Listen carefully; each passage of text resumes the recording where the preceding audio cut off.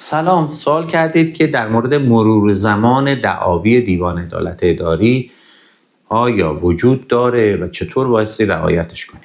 ببینید، در قانون اصلاحی قانون دیوان عدالت اداری سال 1402 دعاوی رو به دو بخش تقسیم کرده. دعاوی که رسیدگی به اون در صلاحیت شعب دیوان عدالت اداریه که موضوع ماده 10 قانون دیوان عدالت، و دعاوی که در رسیدگی به اون در صلاحیت هیئت عمومی دیوان عدالت، موضوع ماده 12 قانون دیوان عدالت.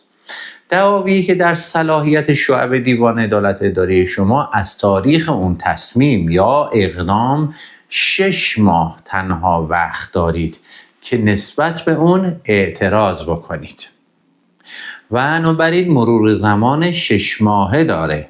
پس چنانچه اعتراضی دارید نسبت به اون تصمیم، 3 ماه وقت دارید که اظهارنامه بدید، مراتب اعتراضتون رو اعلام بکنید، به جز دعاوی ابطال که نیاز به اظهارنامه و نامه ثبت دبیرخونه نداره. بعد از اون 3 ماه 6 ماه مهلتتون شروع میشه از تاریخ پاسخ اظهارنامه که طرح دعوا کنید.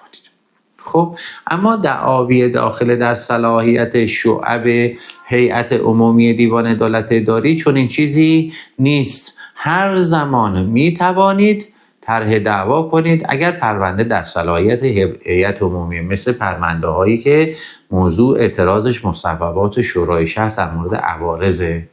خب اگر این مواعید در مورد دعاوی که در صلاحیت شعب دیوان گذشته باشه، بهتره در دیوان عدالت اداری طرح دعوا کنید، چون عذرخواهی میکنم در دادگاه‌های حقوقی، چون اونجا قائل به مرور زمان نیستن و در هر زمان میتونید اون دعوا رو مطرح کنید. موفق باشید.